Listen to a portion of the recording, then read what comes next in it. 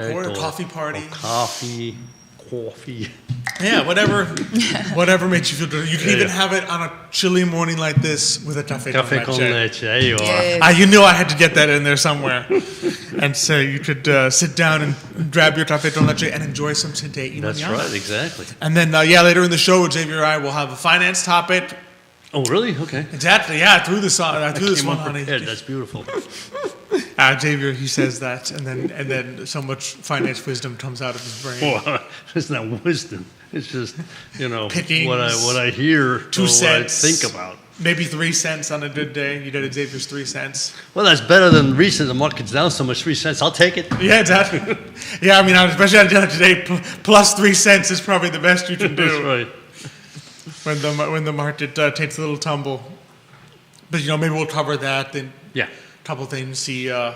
Just kind of, we like to be the voice of calm. Calmness. Yeah. Of calm. Maybe I'll have an opportunity to use my my old "It's a Wonderful Life" quote. We'll see if it makes its way into the conversation at some point. So we got a lot lined up. It's going to be a great show. Be sure to, Xavier can tell people what to do. Like and share, and even subscribe. If you feel like it, you can subscribe and follow. A little.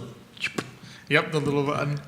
So impressive now they have the people on YouTube that they go like this on the camera, right. And the button appears and you can click in the video. They're like, yeah, press this button, and where their hand is pointing on the camera, the button shows up, and you can actually click it. You can click the subscribe button there. It shows up on the thing. But how did he know where to point? Wow. Did he put the button there afterwards, or they know, they're so good, they know on the camera where to point? I could try that, and then Judah would be like, yeah, your finger was over... AI. It was over the comment section, and you said share. I don't even know. All right. Quite all set.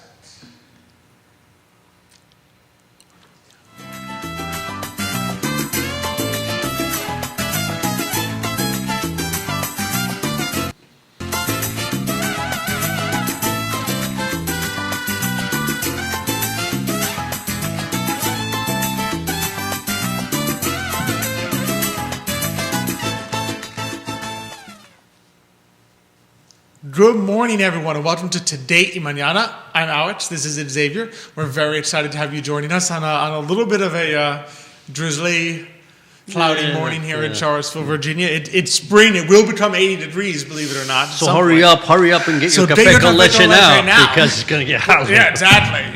Exactly. Especially if you want an iced café con leche, get it now, because by 2 p.m. it's going to be melted on you. It's going to be it'll be a lukewarm. That's right. Lukewarm, semi-warm café con leche, which probably won't be the best. Semi-watery. Yeah, neither hot nor cold, which you don't want. Pick one or the other.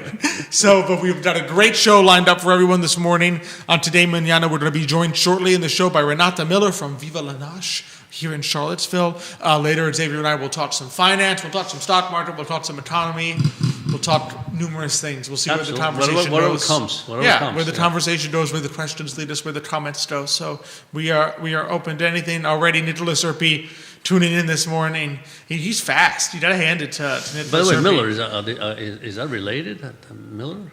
Which Renata Miller. Renata Miller. Oh, yeah. Related to anybody you know? Probably not. We'll see. We'll see if any other Millers tune in and join us. But there aren't really that many Millers in the country. Yeah, as we've learned. But so we got a great show lined up for everyone. Emergent Financial Services, our presenter. Thanks to our great partners, Matias Young Realty, Charlottesville Opera, Forward Adelante. Of course, thanks to I Love CVille Network. We love being on the set here in studio. Judah behind the camera, making us all look good. So he's always doing a great job. He is working his magic all the time. He makes it easy for us. That's the key, right? It's like really we just does. come in and we don't have to do anything. Exactly. Other than make sure the microphone is close to Yeah, make sure the our, microphone, know vaguely who's coming on, I wake up in the morning and find out that Xavier's going to be my co-host. It's like, okay, yeah, that works. We jest. But it's a great show we've got lined up. I don't know about you. Sure, why not? I'm looking at this beautiful box here. You're looking. We have some beautiful accoutrements on the table that we'll be able to share with everyone. So we're definitely excited for that. But without further ado, we're excited to welcome to the show this morning Renata Miller from Viva La Noche. Renata, thanks so much for joining us this morning. Thank you. Good morning. Thank you. Good morning. Thank you for having me. Appreciate It's great it. to have you say on. good morning in Portuguese. Bom dia. Oh, very good. Bom dia. It's almost like buen dia. Yeah, no, it's close. I mean, anytime you hear Portuguese, the beautiful part is that it's close enough to Spanish that I can get an idea what's saying out. It just sounds like a very smooth musical version of She said it so Spanish. nicely. Yeah, exactly. Portuguese speaker, it didn't sound that way. But yeah, no, we're excited to have you on. Excited to have you on the show. So maybe for those who haven't met you yet, tell us a little bit about yourself and how you first became interested in baking and tea parties and in everything that would eventually become Viva La Noche. So since I was a little girl, I love baking. I love making things that look beautiful and taste delicious. And once I started having children, I had 4 girls. And the first 2, we did a lot of tea parties. And so I would bake and we would set the tea set on the table. She actually got a little tea set from her grandmother. And it was just so pretty. And we would make real tea, put it in there. It was a porcelain too, and we still have it. Oh, and she's 16 years old. Wow. And 4 of them has played with them. And so it's just something we cherished, to be together, eating delicious little treats, drinking the little tea, and it's just a very sweet thing to do, especially when you have girls and they want to dress up and everything. So that's awesome. And then we lived in California for almost 10 years, and we moved to Nebraska, and it was right before COVID, and I didn't have a lot of friends there. We didn't know much place to go and do, and they were homeschooled, so I had a lot of time, and I started baking more there. Right. And the more I started making things, I'm like, I really enjoy doing this.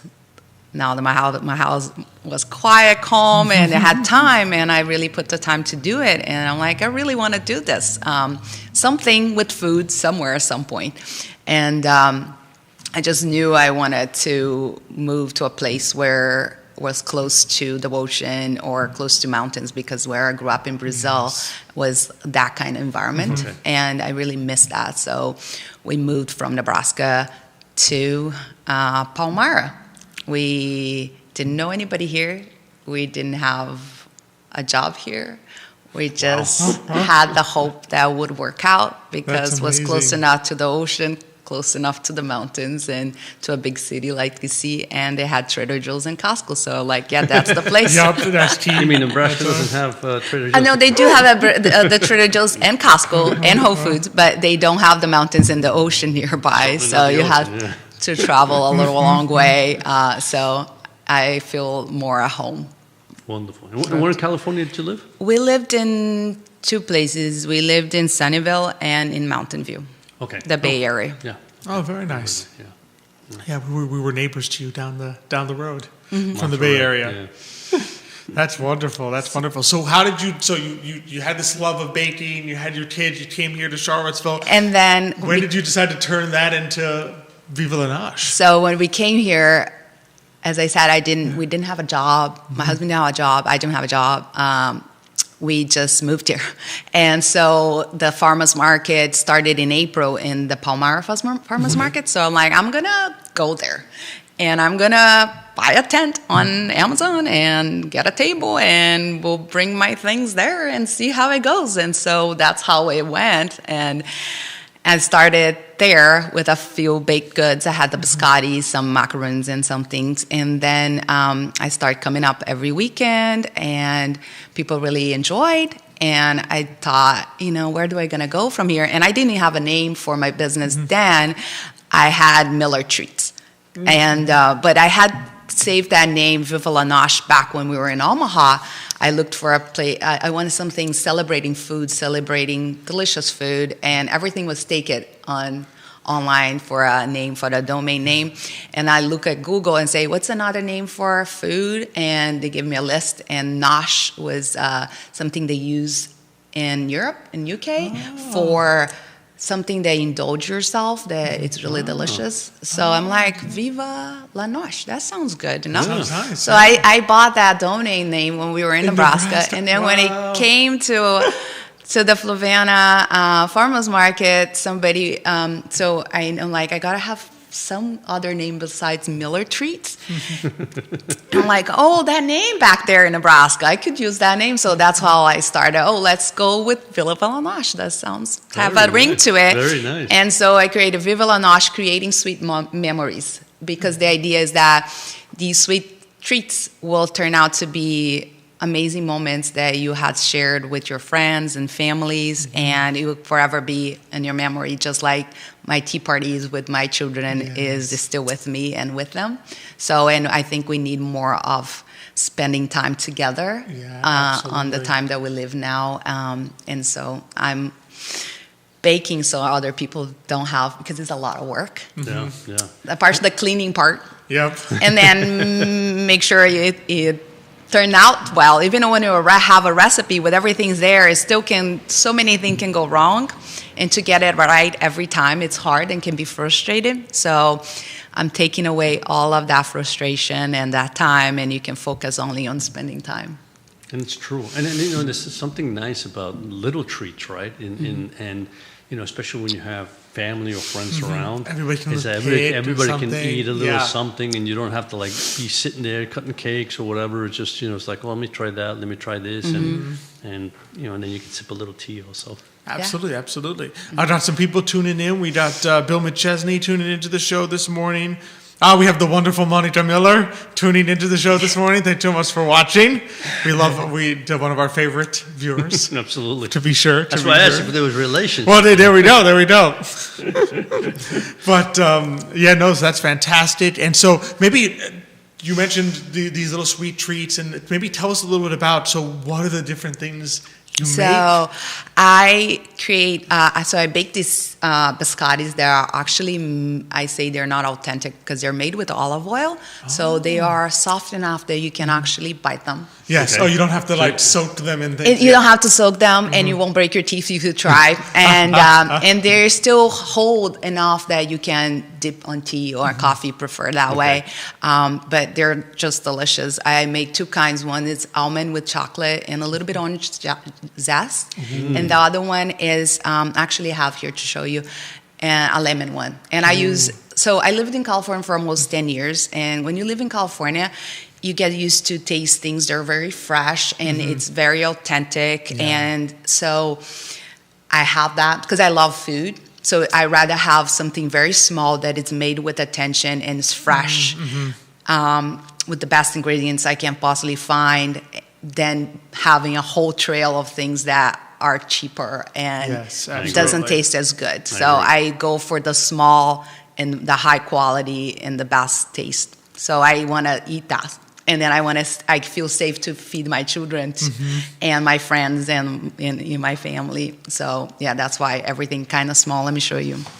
So through the farmers market, I wanted to create a tea place. So because of the overhead of creating, open a space, renting, all that cost for somebody that have never done this, it would be a big of a leap. Sure. And I decided to create this little tea party gift box. Oh, look at that. And the tea party gift box. Yes, that's really nice. So I put it all together, and so you open up. Did you design that, or you found a nice... I get the box, and I have to cut and put the paper myself. Wow. That's so nice. And each box is different from one to another. Okay. And so when you open the box, so you're going to open it. So you're going to have everything you need for a tea party. So you open in. I don't know if you can see. Let me open here. Oh, Judah was like, you can, if you're, the way you were doing it, you can see. So okay, all right. Look at that. Look at that. So everything that you need is in there. And then the inside, so I have the biscotti, the lemon one. Yep. And then I have the almond biscotti. And then it comes with the tea. So I use organic fair trade rooibos. One is peach, the other one is plain. Also have a mango one. Ooh, it's delicious and it's uncaffeinated. And I only use compostable package and unbleached paper for the tea. So you don't have to feel guilty when you're done. You put can everything compost. in recycle or compost. Yep. And just it comes a hole in the ground. Yep. And I have the little napkins. Oh, how cute. It comes with the napkins. And then it comes with the cups and the little saucer. Let me show you. So the little cups has these Oh, the little saucer. covers. Oh, Cup I guess you should warmer. put the cups in there. So You that put the can cups that. in here, and then you set up Your Your little little tea tea thing. plate. two little tea with the saucer and the little plate, the serving plate. And you have the little napkin. You have the tea. So And you're all set. also comes with this little a little reminder to spend time All together. together. And then you set up, so the plates comes with, depends how many, Look, which they're all different- size they're all box different, you decorations. buy. So you can put the biscotti, you open up the biscotti box, and you can take the biscotti out of the box, And and you put them place on the it plate, yeah. on the plates, and the other biscotti. I also have little pound cakes. Oh. Ooh, So nice. then you can cut it up and place it in front of you on a table, and all you need to do is invite your neighbors, invite your mom, or you can give it as a gift, as a gift, for your yeah. parents or somebody that's far away so they can spend time together. So that's how Yes. it goes. That's fantastic. And I bet you this is also great for like picnics, because one of the hardest things when you want to do like tea or things at a picnic is how do you are my cups gonna break? Is this, how do I make this travel? Right, right. So you got the box, all you got to worry about is the hot water. I was going to say, the only thing you have to remember is to Is to bring bring the the hot water in the thermos. Yeah. That's The thermos. Bring the hot If water you in get the to the thermos. party and it's Yeah, and you're missing the set. thing. But like it just one of the hardest things about picnics is getting all the stuff there. Yeah. And this you're like, oh no, all I need is this one box. One box and, And- a and pot it's of all hot in water. Exactly, and the hot water. So that's just Or you can even bring the tea already made on the thermos, and then you can just pour Just it. pour have- it in, yes. Yeah. That's fantastic. that's very- amazing. That's really, and all that comes together. What did you find all this? I just put it all together. Oh, My wow. brain works in mysterious way, I have to say. Yeah, that's pretty neat, right? Because I you know, wouldn't have even thought to look if they sold That's what I'm saying. the tea the thing that you put over the Yeah. cup to make it look like a tea That's cup. impressive. I wouldn't have even thought like that you could sell it. And Vanessa Parko, watching the show this morning, loves the idea too. She says, "Love the gift box, wonderful idea." So yeah, everyone's you. like, "Wow, that's a fantastic idea." And I just love that to send like for birthdays, to send, I have people that have bought it from me to send to their families that were having their birthdays or some kind of celebration. And when they receive that box, because it's so beautiful put it together, everything is so detailed. When they open and have everything there, they just have this joy on their face, and when they eat everything, it's so good. Everything's so delicious. Everybody that has tried any of my treats, they're like, it's the best. It's really, I really put time and effort on everything I do, and sometimes a little too much, but that's how I do things. But that's what makes it special, right? Because you're getting the fresh quality ingredients, right? So each bite is really coming through. But then it's also that sometimes it's that attention to detail that brings it to the next level. Like because it's what separates just a random gift box Right. that had things thrown in there. It's like, okay, yeah, I opened the box. There's a bunch of stuff in there, right? Versus, oh wow, to receive this in the mail is like, oh, someone really took the time to package it, make the wrapping paper look nice, have that beautiful linen paper on top of the box. It feels like if you thought your family member did it, you'd be like, oh, that's so sweet. They put so much time into it, right? But that's what I think elevates it to the next level. Yeah, like when I baked the biscotti, I used unbleached organic flour. It has some orange zest and orange juice in it, so I buy fresh orange. The lemon is fresh lemon. I squeeze everything. Zest is there and now, and when I'm baking it, so everything like you can taste. That's very nice, because I mean, the way you treat your family is the way you treat all your clients. But what I was going to say is, just that box alone, and I guarantee you, there's probably a lot of people that don't know that you go through the trouble of putting that on top, right? Yeah, I have to probably cut it say, so it's just where right, did and she then I buy have to that, right? move Where it. did they buy that?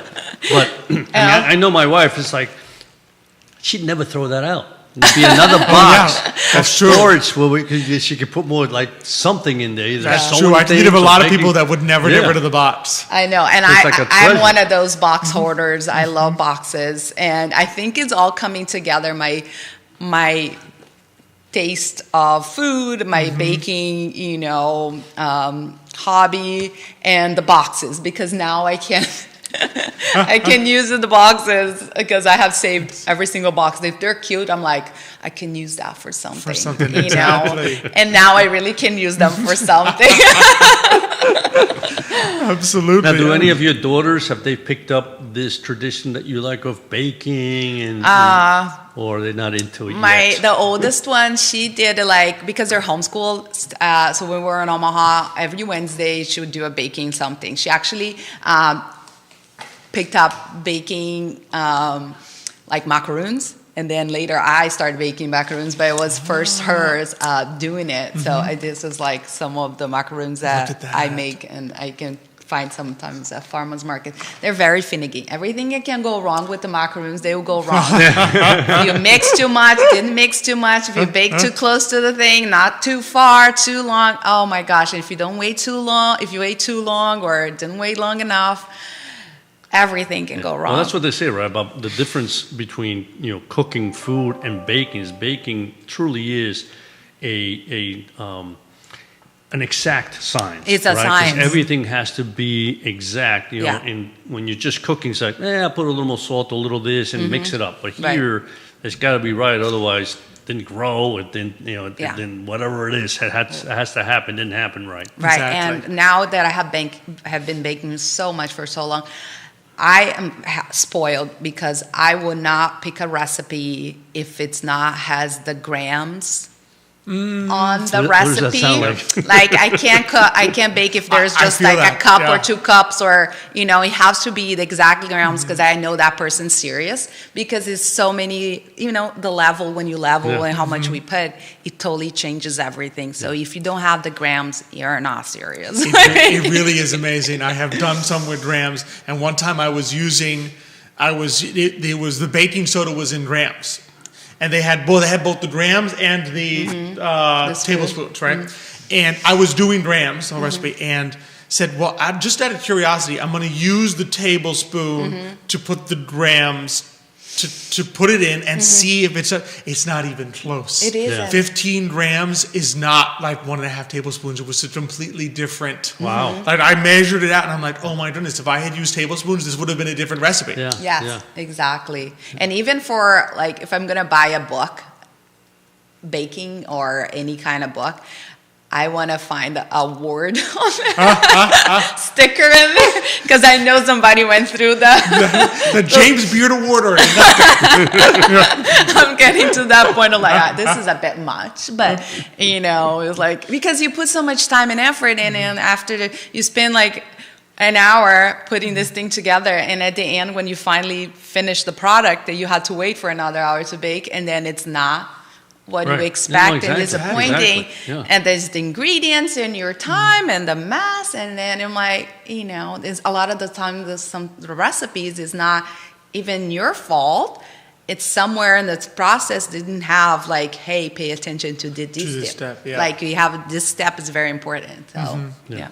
Absolutely. No, I would agree, and especially if you're doing something that is a business, right? Yeah. Because listen, if you're doing it for the family, it's like, it's not perfect, but it's edible. You eat it, right? Right. But you can't sell that because somebody's Right. going to Exactly. say this is garbage, and the business, that's it. You're done, right? Right. And when you So- bake one time, somebody tastes that, and then next time they go, it's like, but that's not the same thing I tasted last time. Exactly. Consistency. You need to have precise, and the grams have to be there. Absolutely. So, and I know you also do the little cheese. Oh yeah, balls. I make cheese bread, which is a Brazilian treat that it's Cheese bread. cheese Cheese bread. bread, They call okay. it cheese bread, but if you think of a cheese bread, you think of a loaf that have cheese on top. These are not that. They are made with cassava flour, which is Ooh. they're actually grain free. So people that has gluten intolerance, I wouldn't say the people that has celiac disease, but the ones that have gluten intolerance can eat them because they're not made in a kitchen that's certified gluten-free, but they are grain-free. And so they are made with two kinds of cassava, one that is fermented, one that's not fermented, a sweet and a sour one. And because they're made with the sour one, I don't even need to use any baking powder, any baking soda, or any yeast. It puffs up because it is fermented. The sour one's fermented, so it puffs up the little bread, and it makes it really crispy on the outside, but it's kind of cheesy on the inside. So it's a great little treat to go. It goes with wine really well, and then also with coffee. And just a snack. My children, sometimes I just make it so they can have in the afternoon little cheese bread. And they're small, so you can have, you don't have to feel like you have to eat a ton of it in one gigantic big bread. Exactly, yeah. You pop as many as you feel like having. And those I know can be found somewhere around Charlottesville. Food of All Nations, I think, has them. Yeah, I have some at Food of All Nation. You'll find them in the freezer because they're actually baked and then they're frozen. And so all you need is reheat for like 5-6 minutes, depending on your oven, and then you can enjoy them. Wow, and you can also, I start selling them at some wineries. They carry them. So when you are there having your wine, you can ask for an order of cheese bread, and all they're going to do is warm it up, bring it right fresh for you so you can enjoy with your wine.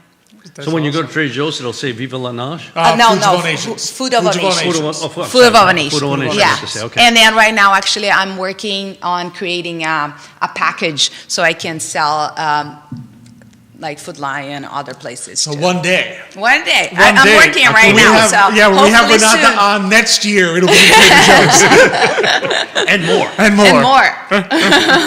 Absolutely. So what's it like being an entrepreneur? And I know you went through the CIC class. So what was kind of that journey like to being like, okay, I'm not just making this, I now have a small business that I'm running. Right. Having a small business, it's like, it is hard. And you need to have as many people helping you on that process as possible, because you don't have a lot of resources to pay this person to do this person to do this for you. You have to think and like, who can help me? And so I have so many people that had helped me along the way. So CIC was an amazing class I took that gave me this foundation and so much knowledge in terms of my budget, my marketing, my the cash flow. Yep, that's a key one. And if you gonna have a business, that cash flow, that understanding that number, it's so important, because you can't move forward unless those numbers are right. Yep. And sometimes just having a wish or just make something that you like, it's not enough to be sustainable. You need to have the numbers right, because otherwise you're just having a hobby. You don't have a small business. And it's nice to make things and just give it away. Yeah. But if you wanted to grow your business, you need to be able to pay somebody at some point that will help you grow your business. And if you can't even pay yourself, then how are you gonna, know?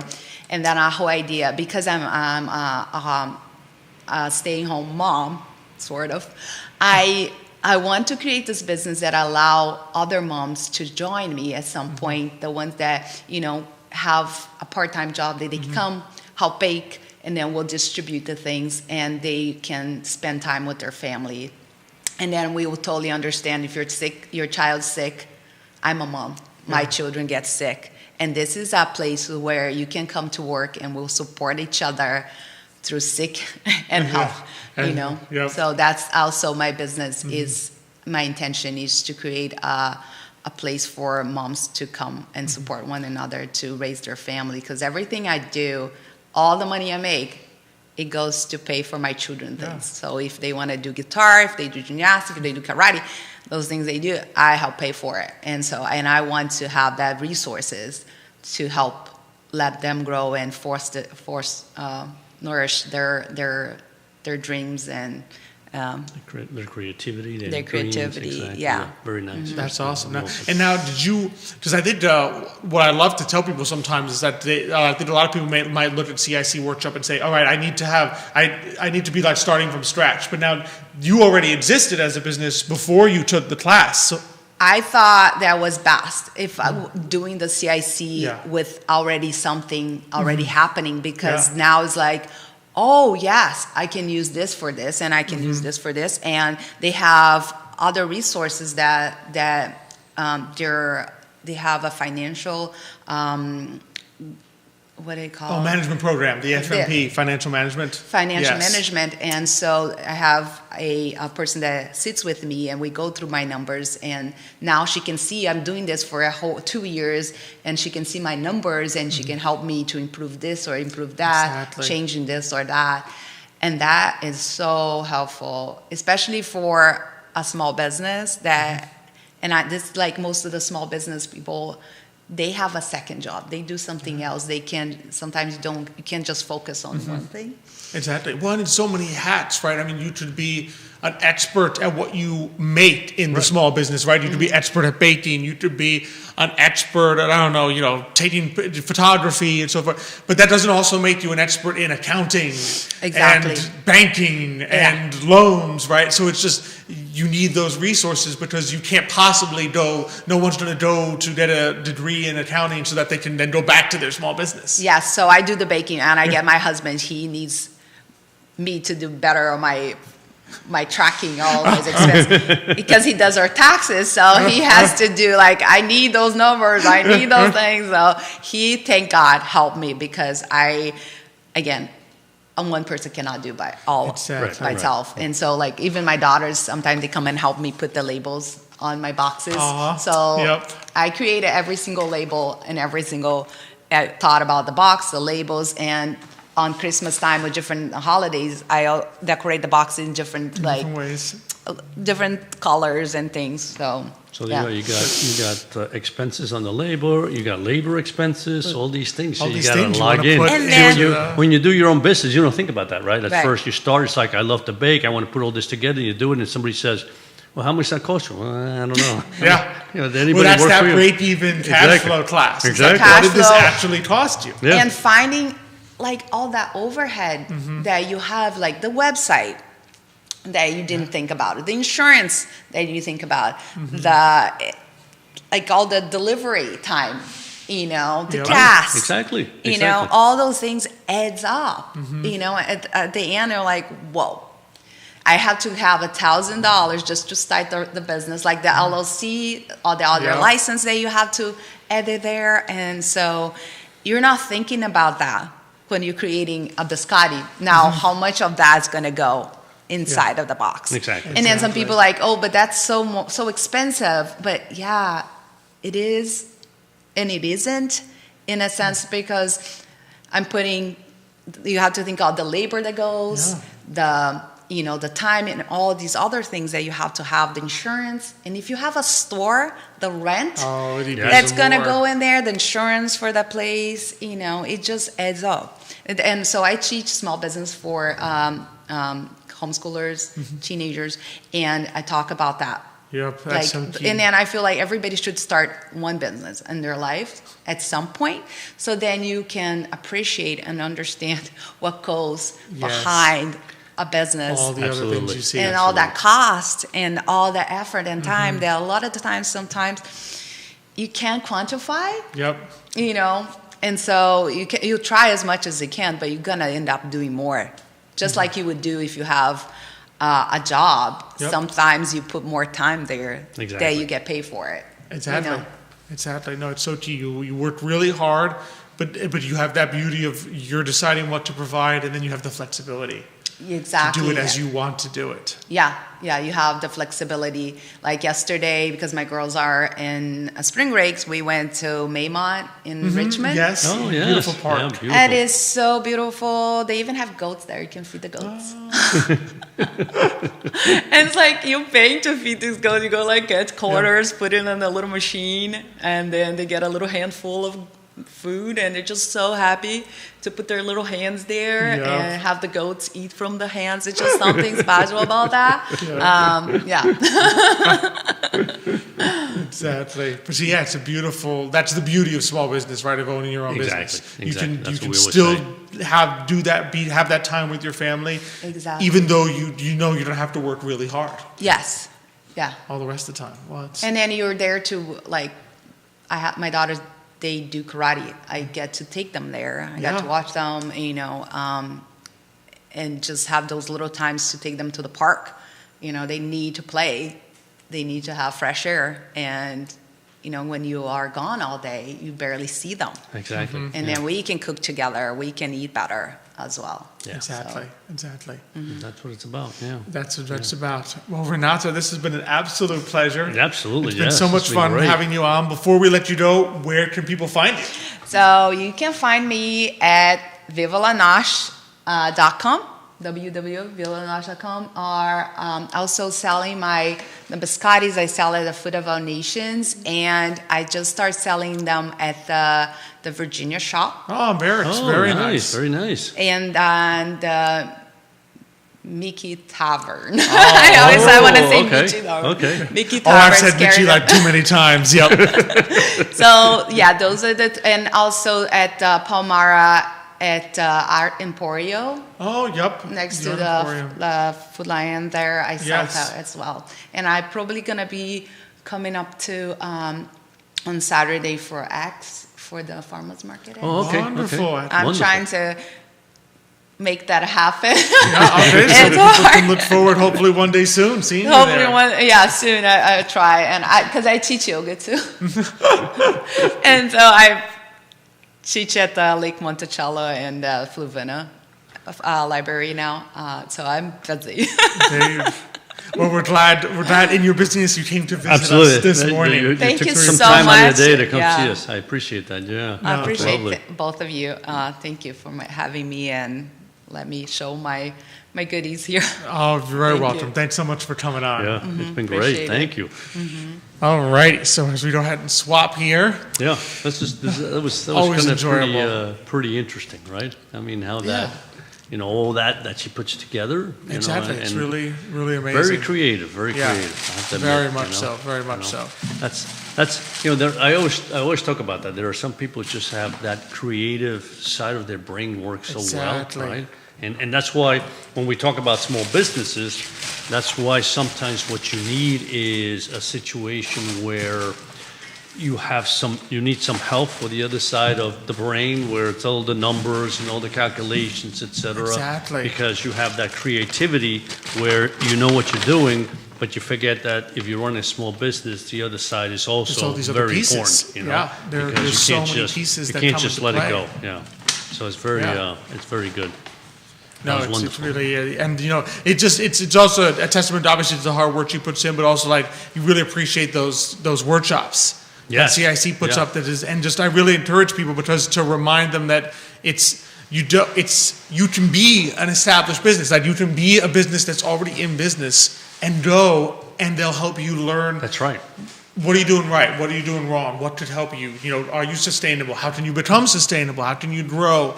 So there's so many things you can learn. And then when you graduate from the workshop, it's not like Renata said, it's not like, okay, you're done with 16-week workshop. It's over.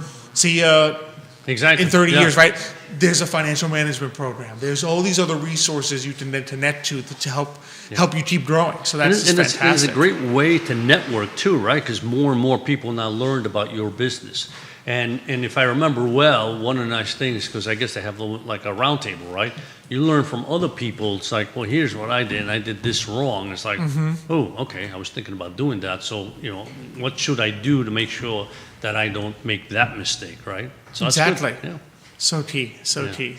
So it's just, fantastic to have all these wonderful small businesses in our community. Well, listen, we've always said that's the bloodline, the lifeblood, lifeblood of the economy, lifeblood of the lifeblood of the economy, and it's good to be reminded that, especially on days like today, where it's like, all right, stock market, you said, okay, but that's not. Those 500 companies are not the lifeblood of the economy. That absolutely not. Exactly. Absolutely. Are they important? Do you buy things from Of them? course, Do you of course, yeah. right. But they're not what makes the economy function. Yeah. On a day to day in your small town, it's a lot of other things that come into play there. Yeah. So you can't get too worked up about a day here, a day there, even a week, even a correction. Corrections happen. Sure. You know what I mean? And over time, who knows how, look how many corrections we've had. You want corrections. If you don't get corrections, you've got bubbles. Yeah, that's right. And then Right, you get crashes. Yeah, so you don't want a lack of corrections. That's why it's called a correction instead of a disaster, among other things. But just important to keep in mind. What's interesting is because it's the quarter end, right? And so we usually kind of look to see what the markets have done, during the first quarter, the last 12 months, et cetera. And, I find it amazing that, so many people have panicked in this first 3 months of the year, especially the first, the last 2 months, because and it's more because of market volatility, in my opinion, than just the markets going down. But you take a look at the 11 sectors of the S&P 500. As of yesterday, only 2 sectors are down. All the other sectors are up, right? So even though the S&P 500 is down over 3%, right? Only two sectors have really precipitated that. You could probably guess which two those are. And so you sit there and you go, so not everything is going wrong. So it's not like there is truly a market crash going on. There are just pieces of this economy where, because of the uncertainties of, whether you're worried about the tariffs, whether is the Fed going to lower interest rates or not, right? So these are the pieces to the puzzle that markets don't like. So those pieces that impact that specific markets are the ones that are really truly getting hurt. And you start to do one of them. I'm sure tech is one of them, right? You could argue tech. You would sit there and say, well, how much are they affected by some of these tariffs, right? And so you look at tech being down, and then you have to think back to December, early January, when we were sitting on this show talking about the fact that you have some of these companies at the top of the S&P 500 that have done really, really well, and they're taking up so much that we haven't seen since, 1963? 63, right?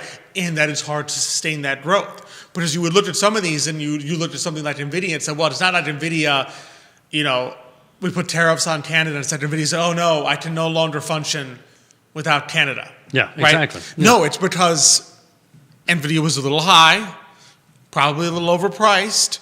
You get this tiny little drip of bad news that everyone has now forgotten about 3 months later with the little Chinese AI company, and NVIDIA just starts going down, right? I said, did NVIDIA go down because of news, or did NVIDIA go down because NVIDIA was too high? Exactly. Right? So it was just slightly. It was just overpriced. Slightly exactly. Overpriced. Yeah. So you have to look at these different components, because it's easy to get lost and say, oh, the whole thing's down. It's like, well, as you said, no. Yeah.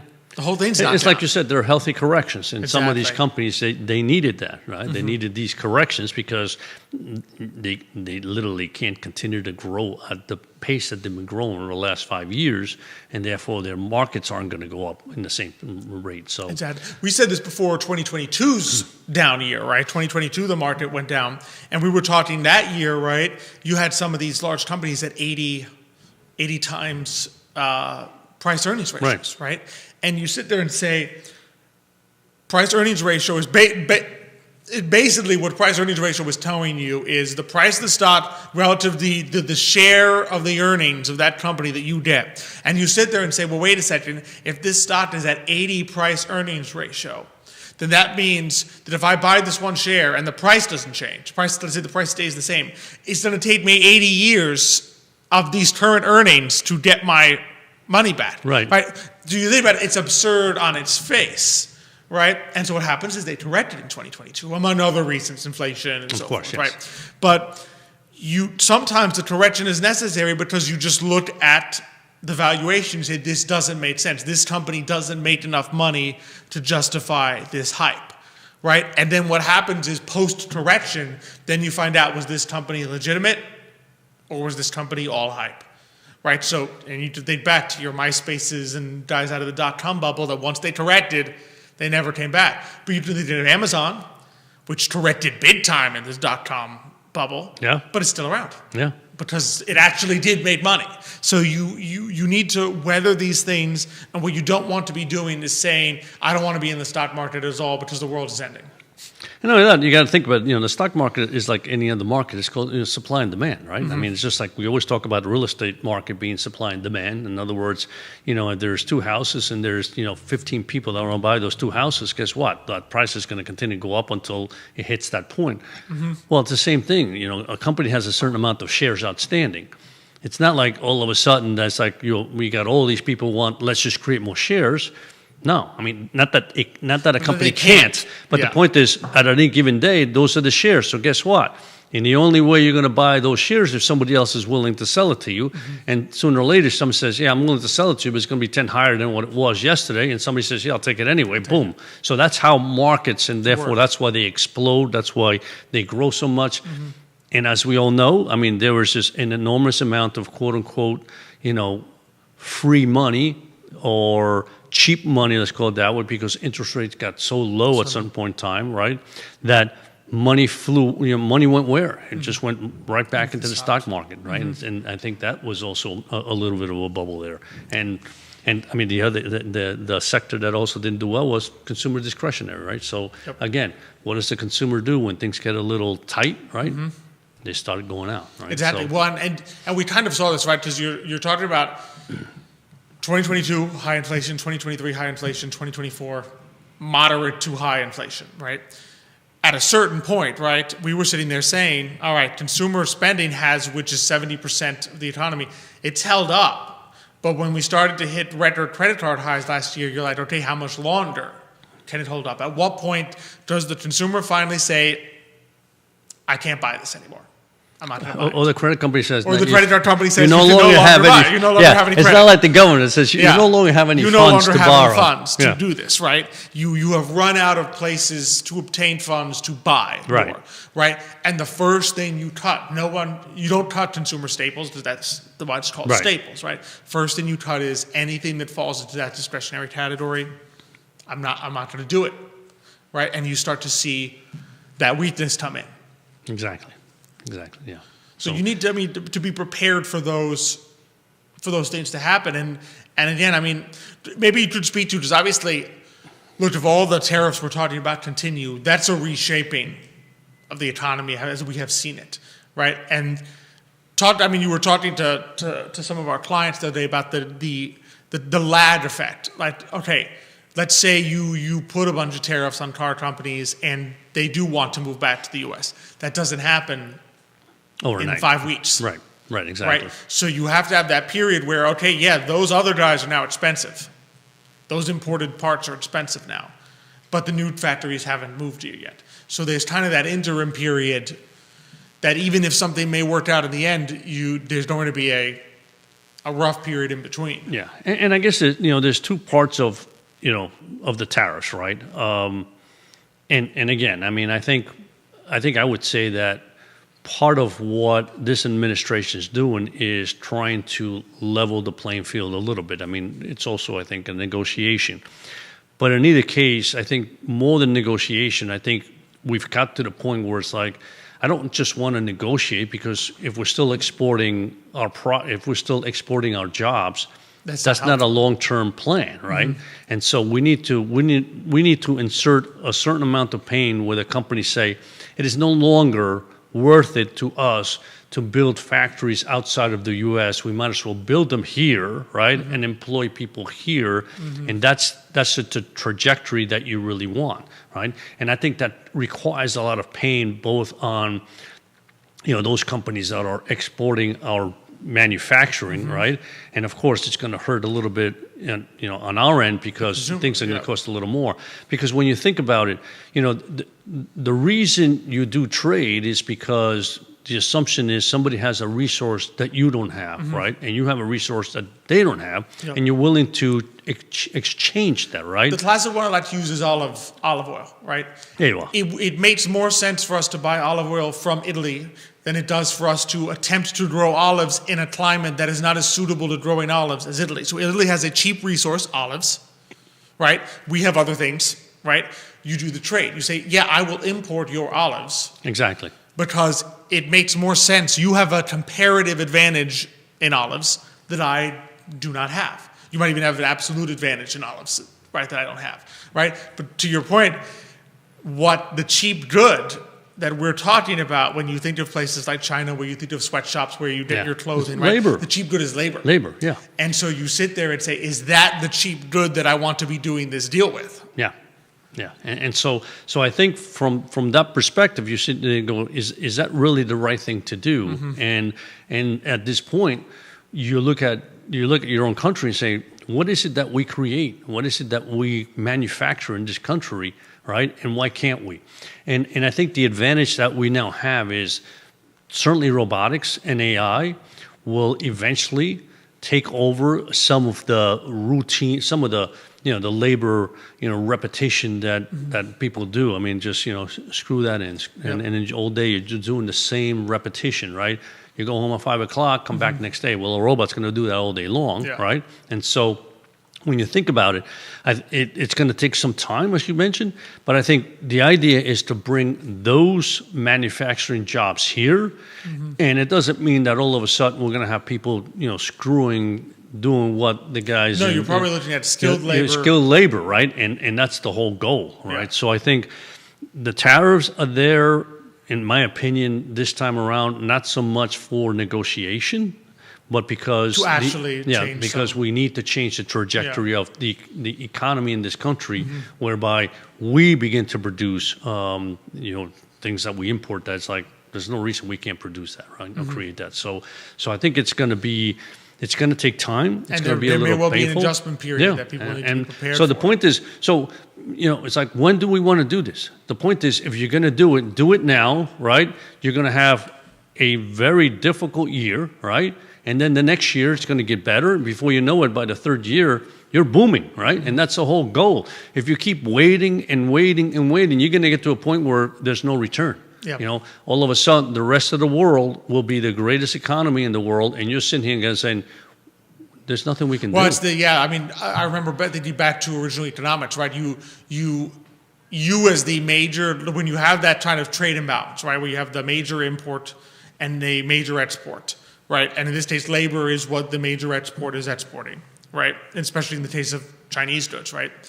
That imbalance only goes on for so long. At some point, this economy gets larger than this one, and now you are the cheap labor to their import, right? And you could see it in the way that they have begun to shift their economy. They would very much like to reach that position, right? And they're not wrong to want to do so, right? So you cannot do these things forever. So the question is, when do you attempt to forestall this shift?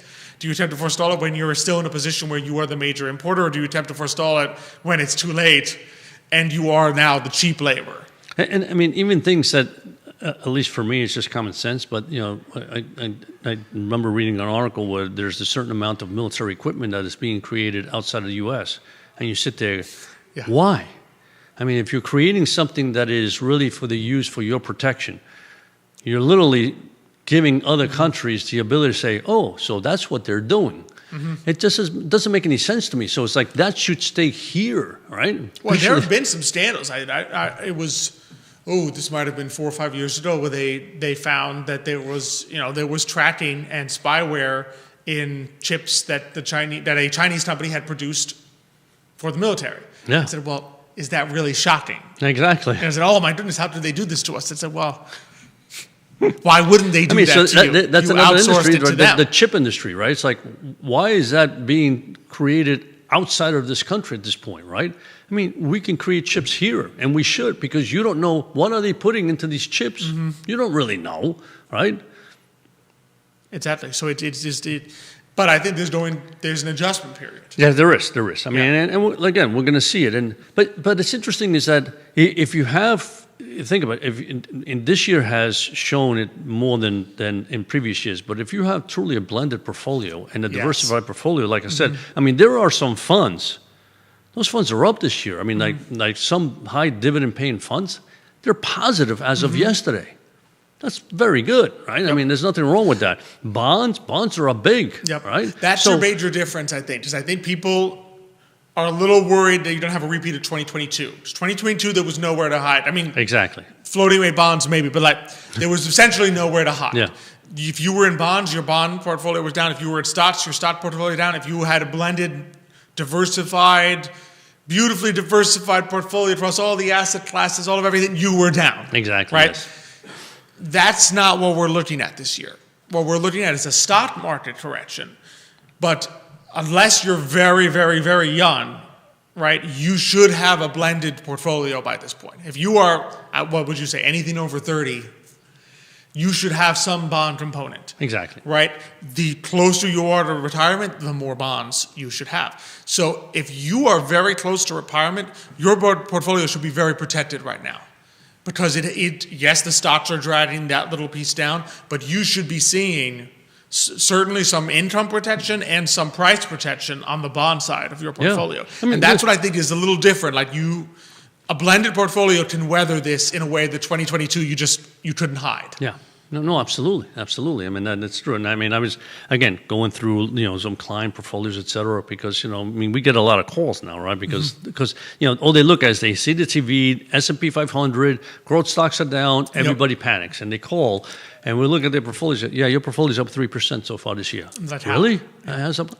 Because it's you're not 100, yeah, exactly. In other words, we don't have you 100% in the S&P 500. In the S&P Exactly. 500. Exactly. And so and they're shocked, even though no matter how many times we explain them about portfolio diversification, they're still shocked. So, but that's the whole point. The whole point is that even within the stock market, there are so many places that have done well this year, right? That the panic, I think, is overblown, and I'm sure the market's down today in certain areas, and there'll be more panic. But I'm not, I don't see this as a some people talk about recession. I don't see this as a impetus to a recession whatsoever. Yeah, doesn't mean it won't come, but there may be other reasons. Yeah, listen, the only reason you would have recession is if the consumer decides, I'm not going out anymore, and I'm not spending anything anymore, and I'm not doing anything. Because the consumer, like you said, is 70% of your GDP. If they just completely buckle down and said, hey, I'm just paying off my credit card, I'm not doing anything, yes, you're going to have the slowdown in this economy. Exactly. But again, a well-diversified portfolio can weather that. Oh, easy. Yes. Exactly. That's easy. And I would say that's what an opportunity like this is. This isn't the opportunity to, oh my goodness, let me sell everything and get out. This is an opportunity to say, hey, was my portfolio well diversified? Yeah. In other words, if I am 60 years old, am I down more than the S&P 500? Because if so, that's a problem. Exactly. Right? My portfolio was not risk adjusted to my age. If I'm, to be honest, but you should look at the flip side. If you're 21 years old and or let's say you're out of college. So let's say you're 25, you've got a 401k, and your 401k is, the S&P 500 is down 3-4%, and your 401k is down 0.5%. To be honest, you might not be taking enough risk. You might be sitting there saying, oh, this is great, I'm not down as much, but over 40 years, your portfolio actually may be incorrect. Exactly. For your age. That's right. So it's a time to look and say, where is my risk level? I see what the number is on the S&P 500. Where is my portfolio return given that parameter? Do a little scenario analysis for yourself and say, am I appropriately not just diversified, but is my risk level appropriate? Yeah. And like I always say, you do the work, and if you've got 10 mutual funds, ETFs, or whatever, look at each one of them. See what's in them, just to make sure that yes, you're truly diversified. Exactly. So these are always opportunities to learn more about your portfolio and to see what's going on. Yeah. Call your financial advisor and find out. Talk to them. Yeah, exactly. Talk to them. This is the time to be talking to them. You should be calling them. Yes. It truly is. And I appreciate it, actually, when people call, because it gives us an opportunity, once again, to discuss what we're doing for them and where they are. And why we're doing it. It's peace of mind. I mean, it's incredible. By the end of the phone call, it's like, wow, I feel so good. Exactly.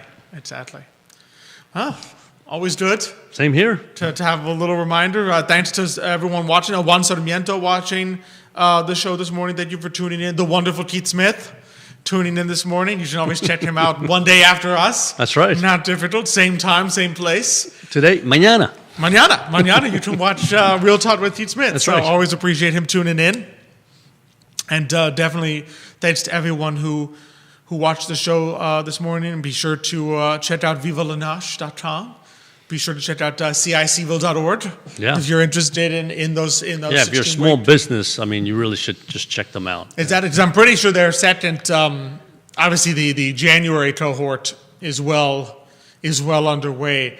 But there's always another cohort. That's what do they have, 2 a year? I think there's 2. I think it's up to 2 a year, Okay. maybe 3. And there is a called Pepper Orange one as well if you're out in that area. Okay. So be sure to check them out. You can learn about, and they're doing things all year, even if you're not in time for the workshop. There's so many resources that you can still get connected. You can do a one-on-one consulting with the Small Business Development Center. So there's a lot of things you can do, even if you're waiting for the next opening for the Stitch Team Week workshop. So I would encourage people to check that out. Got a great show lined up for 2 weeks from now. We're going to have on Christine Fairfield from the Virginia Oratorio Society of Virginia, Gabrielle Damon from Merriment Digital, and Matthias Yohn, our monthly meetup with Matthias on next time. So got a full house. Full house, absolutely. On the next show. Looking forward to it if I'm there.